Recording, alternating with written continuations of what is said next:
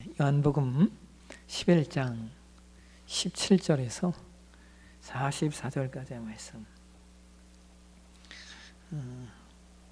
제가 본문을 이렇게 길게 잡지 않는데 오늘 좀 본문이 좀 많이 길어요. 그래서 우리 함께 한 목소리로 또박또박 17절에서 44절까지의 말씀 우리 함께 한 목소리로 같이 봉독하겠습니다. 예수께서 와서 보시니 나사로가 무덤에 있은지 이미 나으리라. 베다니는 예루살렘에서 가깝기가 한 5리쯤 되매 많은 유대인이 마르다와 마리아에게 그 오라비의 일로 의문하러 왔더니 마르다는 예수께서 오신다는 말을 듣고 곧 나가 마주하되 마리아는 집에 앉았더라. 마르다가 예수께 여짜오되 주께서 여기 계셨더라면 내 오라버니가 죽지 아니하였겠나이다. 그러나 나는 이제라도 주께서 무엇인지 하나님께 구하시는 것을 하나님이 주실 줄을 아나이다. 예수께서 이르시되 내 오라비가 다시 살아나리라. 마르다가 이르되 마지막 날 부활 때에는 다시 살아날 줄을 내가 아나이다. 예수께서 이르시되 나는 부활이요 생명이니 나를 믿는 자는 죽어도 살겠고 무릇 살아서 나를 믿는 자는 영원히 죽지 아니하리니 이것을 내가 믿느냐. 이르되 주여 그러하이다. 주는 그리스도시요 세상에 오시는 하나님의 아들이신 줄 내가 믿나이다.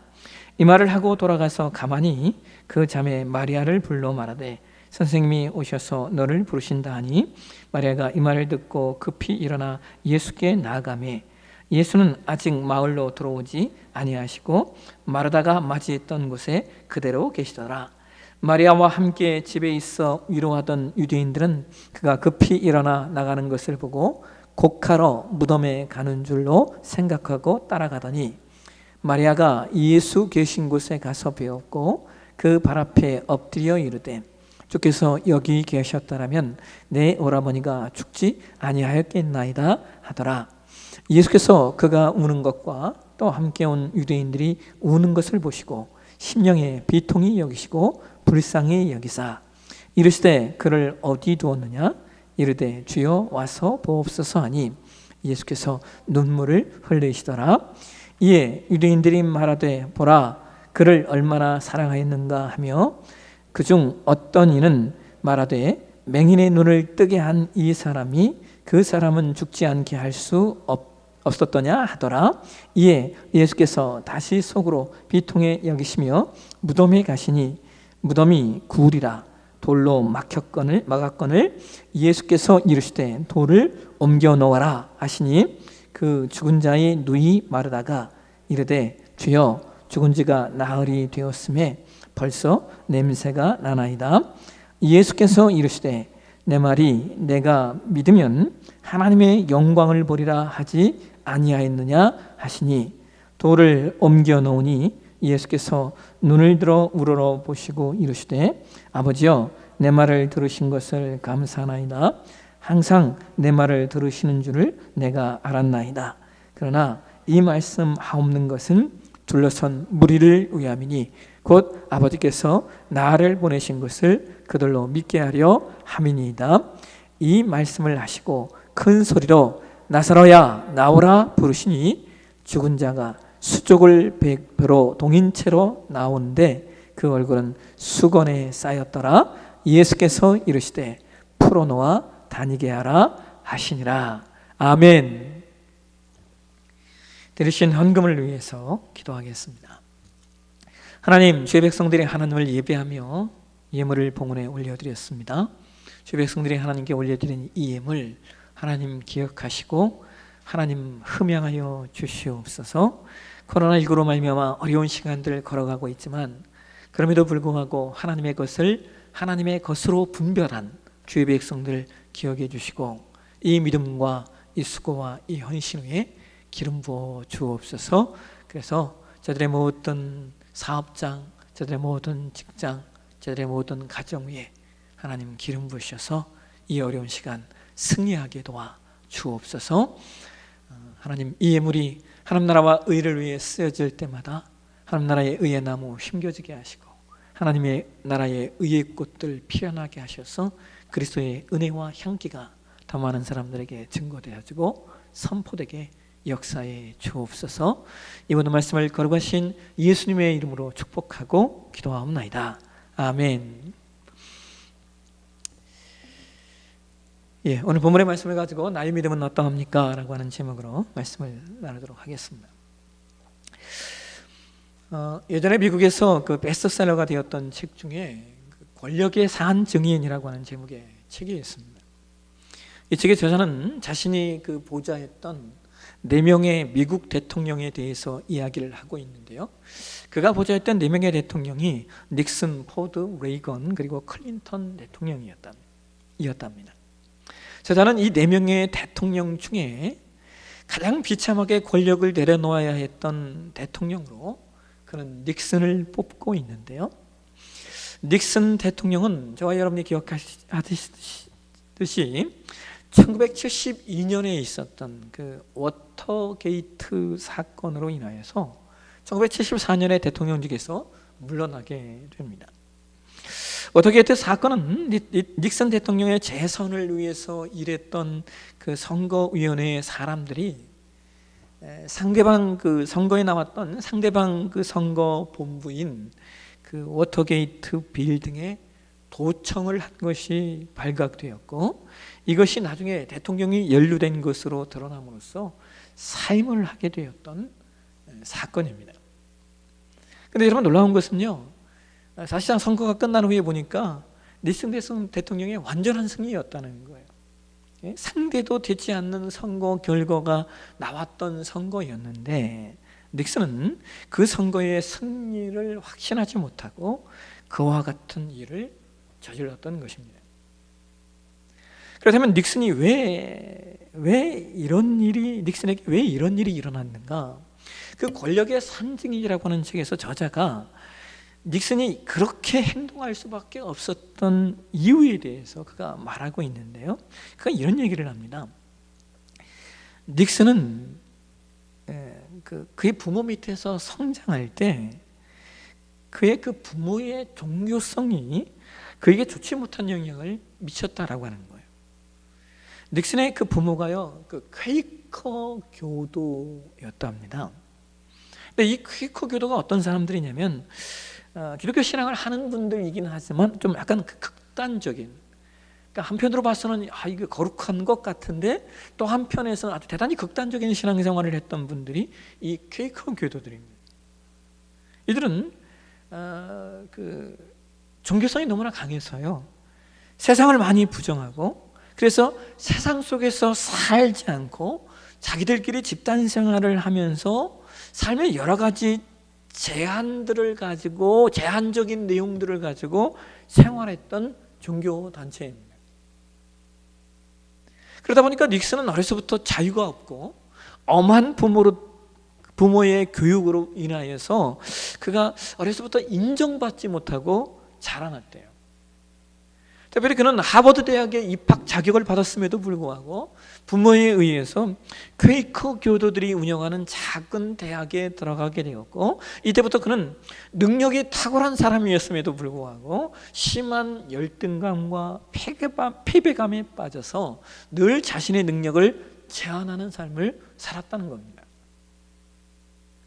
그렇게 그는 자신을 신뢰하지 못하고 자신의 능력과 한계를 스스로 제한하는, 자신을 신뢰하지 못하는, 자신의 능력을 믿지 못하는 그러한 속에서 그가 자라고 성장하다 보니까 이 닉슨이 그 자기에게 정적에 대해서 늘 보복하는 그런 삶을 살았다는 거예요. 그러한 그 보복심, 자신을 신뢰하지 못하는 것, 자신의 능력을 믿지 못하는 것들이 닉슨 스스로를 파멸의 길로 몰아갔다라고 저자는 말하고 있습니다. 여러분, 오늘 여러분과 제가 봉독한 말씀에도 자신의 믿음을 스스로 제한했던 한 여인이 등장을 하는데요, 그 여인은 바로 마르다입니다.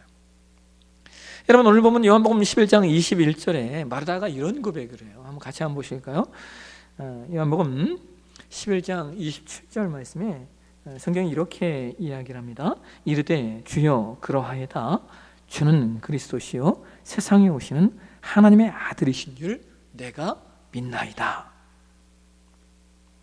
자, 여러분, 이 마르다의 고백을 어디서 많이 들어본 것 같잖아요. 예, 여러분, 이 고백은요, 마태복음 16장 16절에 베드로가 고백했던 고백과 거의 동일합니다. 그녀는 예수님을 그리스도, 즉 메시아, 기름 부음을 받은 자라고 고백하고 있고, 예수님을 하나님의 아들이시라고 지칭하고 있다는 거예요.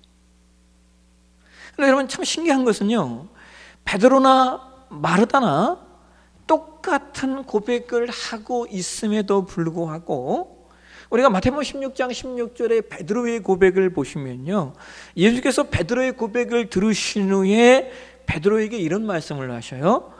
너의 이러한 신앙 고백 위에 내가 내 교회를 세우겠다.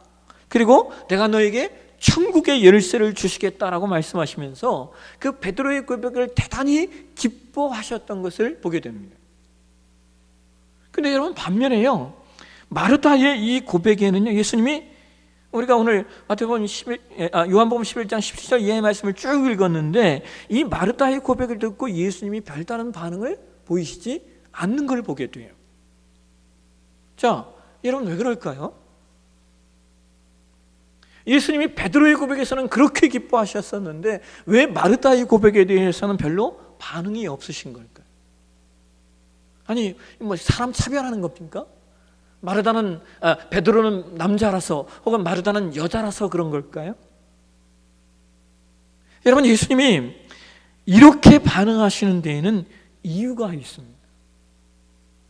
예수님께서 마르다의 오빠인 나사로가 죽은 지 나흘 되는 날에 상갓집에 도착하셔요.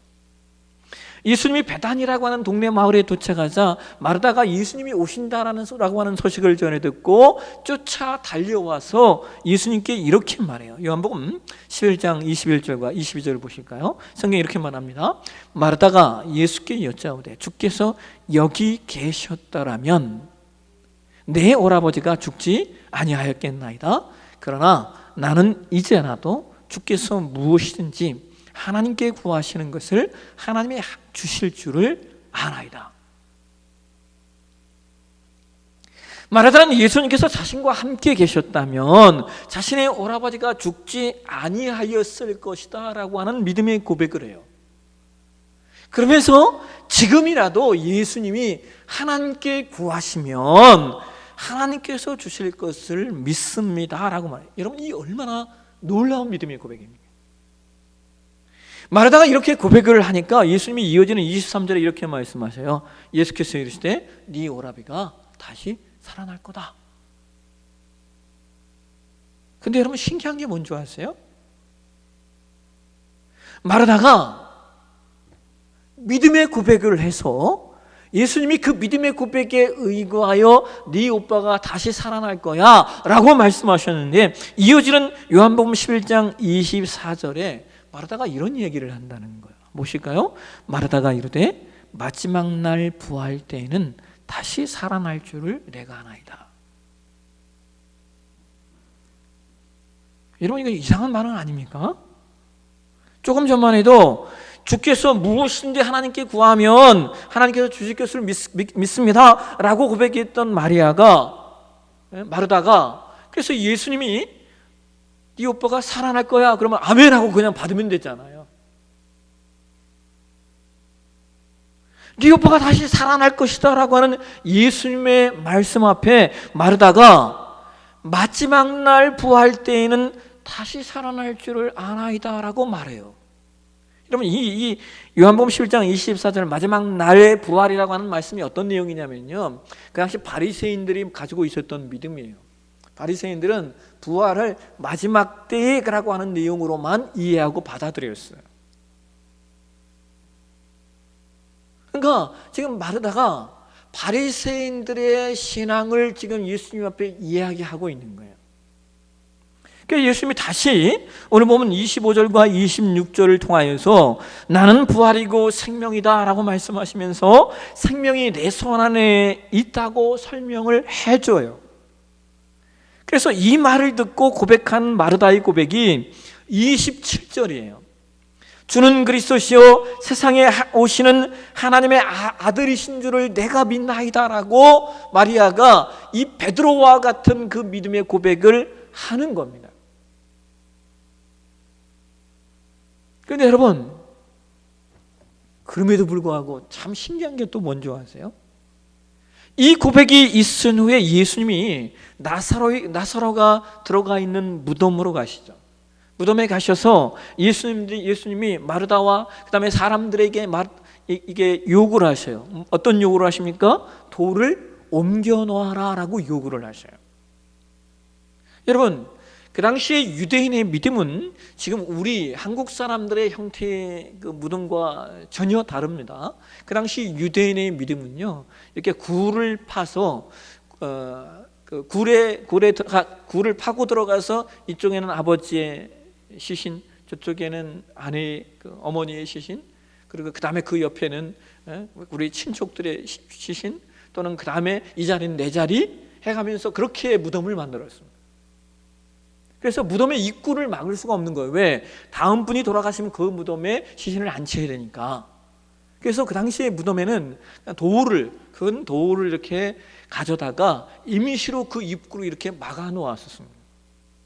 왜냐하면 그것을 통하여서 막아놓지 않으면 동물들이 들어가서 시체를 훼손하는 일이 생기니까 큰 돌을 이렇게 굴려서 그 입구를 이렇게 보호하는 그런 형태의 무덤이었어요. 그런데 예수님이 나사로의 시체가 들어있는 그 무덤의 돌문을 옮겨라라고 말씀하시는 건데, 그 돌문을 옮겨라라고 하는 예수님의 말씀을 듣고 마르다가 또 이렇게 이야기를 해요. 요한복음 11장 39절을 보실까요? 같이 한번 읽겠습니다.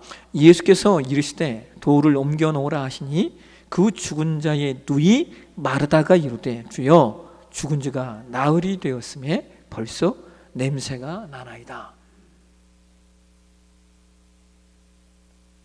자, 여러분 보세요. 조금 전에 주는 그리스도시요 세상에 오시는 하나님의 아들이십니다 라고 고백했던 마르다가 무덤의 돌문을 옮기라고 하는 예수님의 말씀 앞에는 주여 죽었습니다, 끝났습니다, 냄새가 날 정도입니다 라고 말한다는 거예요. 그래서 이러한 마르다의 말을 듣고 예수님이 또 한 번 마르다에게 40절을 통하여 이렇게 말씀하시는 거예요. 예수께서 이르시되 내 말이 네가 믿으면 하나님의 영광을 보리라 하지 아니하였느냐? 무슨 말이에요? 예수님이 답답해서 말씀하시는 겁니다. 마르다야, 좀 믿어라. 여러분, 아까 서두에 왜 예수님이 베드로의 고백은 그렇게 기뻐하셨는데 마르다의 고백에서는 왜 반응이 없었을까? 이런 이야기를 했잖아요. 바로 그 이유가 이것 때문이에요. 여러분, 이러한 마르다의 신앙을 우리가 뭐라고 말하냐면요, 이 신앙을 제한된 신앙, 제한된 믿음, 부분적 순종이라고 말해요. 여러분, 이 제한된 신앙, 이 부분적 순종은요, 어느 정도까지는 믿는데 그 이상을 넘어가는 것은 믿지 못하고 순종하지 못하는 거예요. 이게 제한된 신앙, 부분적 순종이에요. 이것은 머리로 아는 신앙과 삶으로 아는 신앙이 다를 수 있음을 보여주는 것이고, 이성으로 이해하고 있는 예수님과 실제 내 삶으로 체득된 예수님이 다를 수 있다라고 하는 것을 말하는 거예요. 이것이 바로 제한된 믿음이요, 제한된 신앙이고 부분적 순종인 겁니다. 여러분, 예수님이 마태복음 17장 20절에서 이런 이야기를 하셔요. 같이 한번 보실까요? 마태복음 17장 20절 같이 한번 읽겠습니다. 이르시되 너희 믿음이 작은 까닭이라 진실로 너희에게 이르노니 만일 너희에게 믿음이 겨자씨 한 알만큼만 있어도 이 산을 명하여 여기서 저기로 옮겨지라 하면 옮겨질 것이요 또 너희가 못할 것이 없으리라. 여러분, 이 말씀은요, 우리의 믿음이 겨자씨 하나만도 못하다라고 하는 것을 말씀하시는 거잖아요. 근데 그러면 문제는 이거예요. 어떻게 하면 우리의 믿음이 겨자씨 하나보다 더 큰 믿음을 가질 수 있느냐라고 하는 거예요. 우리가 이걸 고민해야 되는 거예요. 또 여러분, 사도 바울이 로마서 4장에서 우리의 믿음의 선배인 아브라함에 대해서 말하면서 이런 얘기를 해요. 로마서 4장 18절 말씀 한번 보실까요? 예, 같이 한번 읽겠습니다. 아브라함이 바랄 수 없는 중에 바라고 믿었으니 이는 내 후손이 이 같으리라 하신 말씀대로 많은 민족의 조상이 되게 하려 하심이라. 여러분, 아브라함은 바랄 수 없는 중에 바라고 믿었다라고 성경이 이야기를 해요. 또 역시 그렇다면 문제는 이것이죠. 우리가 어떻게 하면 아브라함과 같은 그런 믿음을 가질 수 있겠느냐, 어떻게 바랄 수 없는 중에 바라고 믿는 믿음을 가질 수 있겠느냐 하는 것이 문제예요. 여러분, 우리에게 겨자씨 하나일 만한 믿음이 없을까요? 우리도 아브라함처럼 바랄 수 없는 중에 바라고 믿는 것들이 얼마나 많이 있습니까? 그런데 왜 우리는 그와 같은 믿음을 통하여 하나님의 은혜를 경험하지 못하느냐라고 하는 거예요. 그것은 우리에게 믿음이 없어서가 아니에요. 여러분, 믿음이 없어서가 아니에요. 뭐가 문제입니까? 우리가 믿기는 믿는데 제한된 믿음을 가지고 있기 때문이라는 거예요. 우리에게 믿음이 없지는 않아요. 그런데 그 믿음이 부분적 순종이기 때문에 우리의 믿음에 한계가 있는 겁니다. 제한된 믿음, 부분적인 순종이 우리를 겨자씨 하나보다 작은 믿음으로 만들고, 제한된 믿음, 부분적인 순종이 우리로 말미암아 바랄 수 없는 중에 바라도 받을 수 없는 상황에 있게 만든다는 거예요. 무엇이요? 제한된 믿음, 부분적 순종이 말입니다. 그렇다면 진짜 문제는 이거예요. 우리가 어떻게 우리의 제한된 믿음을 극복할 수 있는가? 우리가 어떻게 부분적인 순종을 넘어서서 오늘 우리 삶 속에 믿음의 역사를 경험하며 살 수 있느냐라고 하는 겁니다.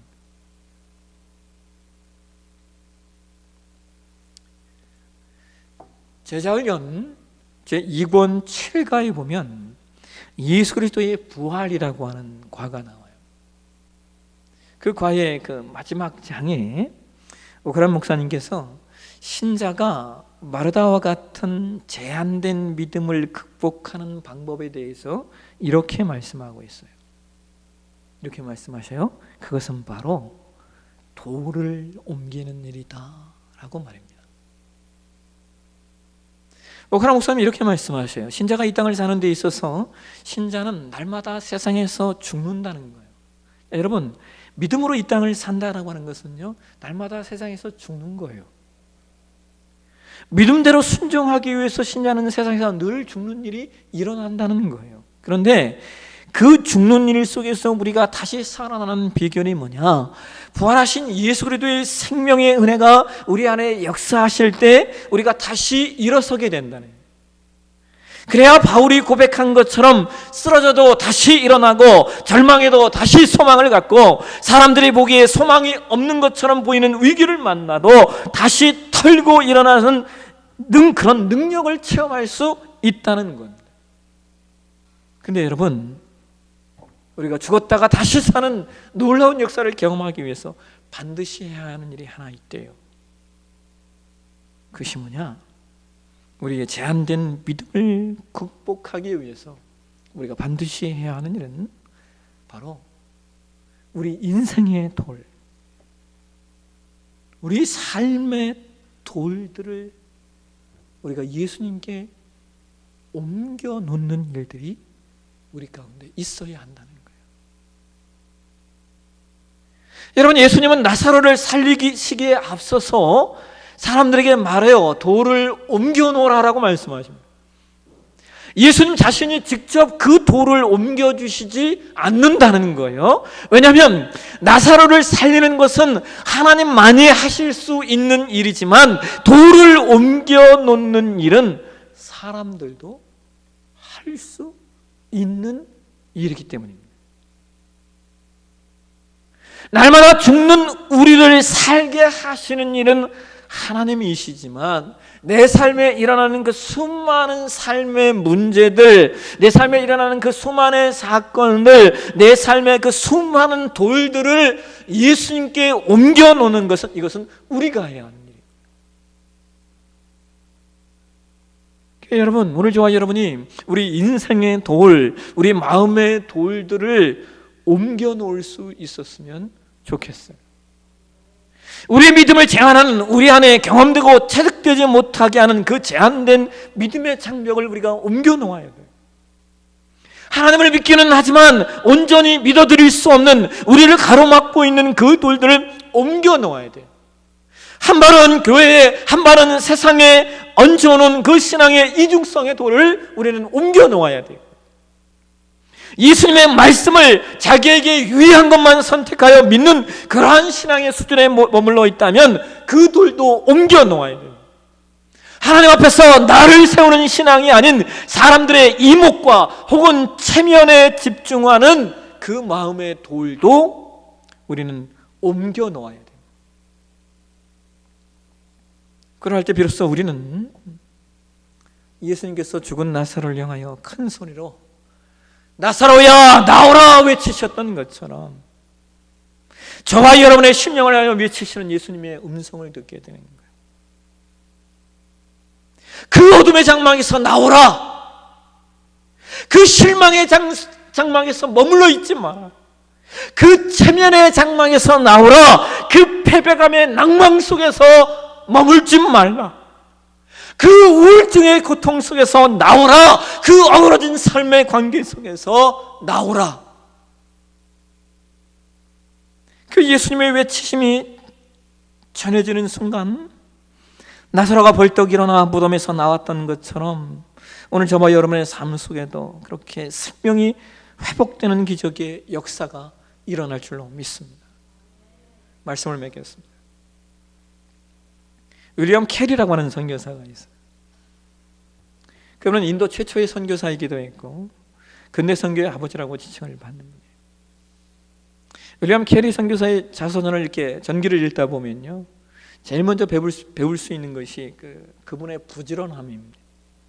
여러분, 인도에는요 많은 언어들이 있어요.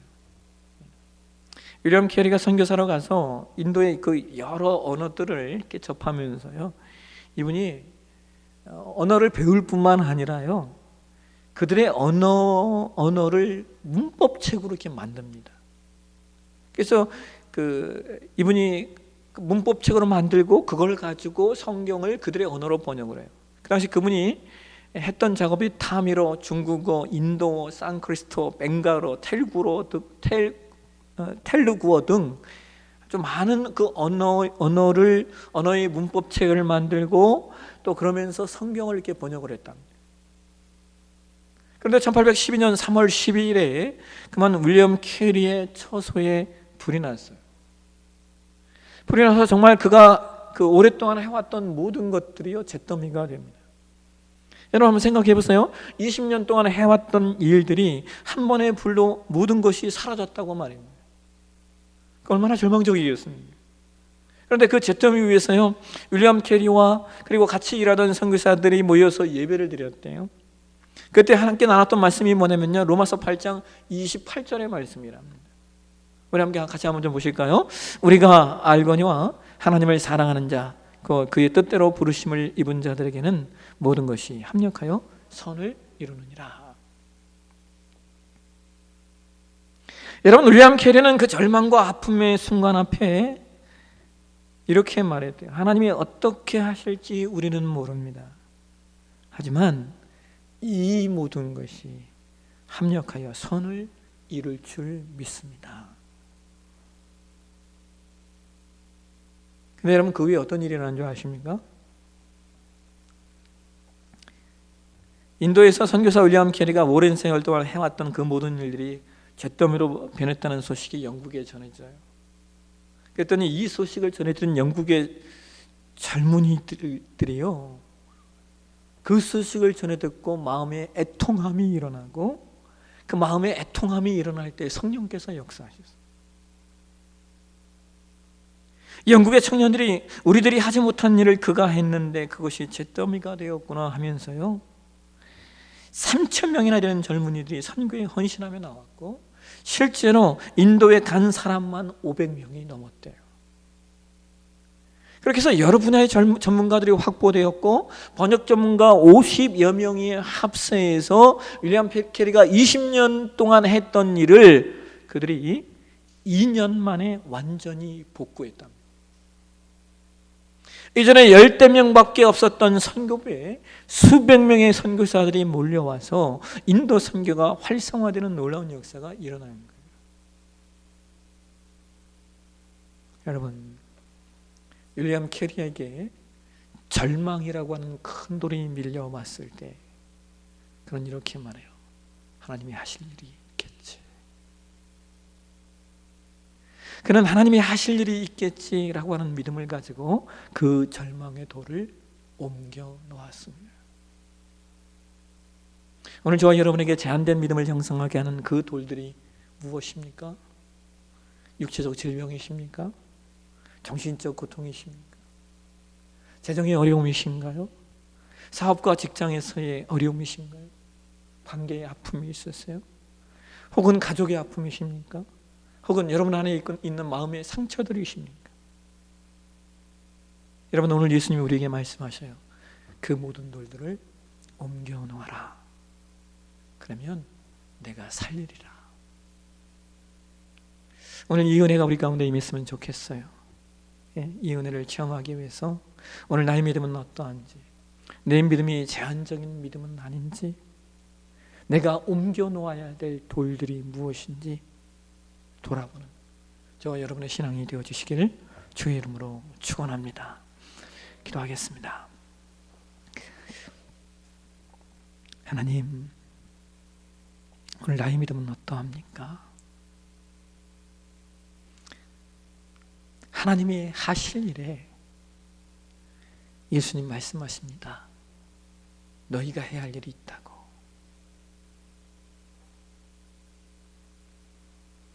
사람을 살리고 상황과 환경을 변화시키고 새롭게 하시는 것은 하나님의 일이지만, 하나님 앞에 서서 돌을 옮겨 놓는 것은 나의 일임을 우리가 놓치지 않게 도와주옵소서. 내 삶의 수많은 돌들 혼자 품고 혼자 힘들어하고 혼자 고통받는 것이 아니라 이것들을 온전히 믿음으로 주님 앞에 내어놓고 주님 의지하며 나아가는 우리 되게 하시고, 그래서 생명을, 나사로를 살리셨던, 예수님이 나사로를 살리셨던 것처럼 우리 안에도 회복의 역사, 사는 역사, 변화되는 역사 일어날 수 있도록 하나님 인도하여 주옵소서. 오늘 내가 옮겨야 될 돌이 무엇인지, 내가 넘어서야 될 나의 제한적 믿음이 무엇인지 깨닫고 그 삶 주님 앞에 온전히 나를 세워가는, 그래서 돌을 옮기고 제한된 믿음을 극복하는 우리 되어지게 하나님 역사에 주옵소서. 거룩하신 예수님의 이름으로 기도하옵나이다. 아멘.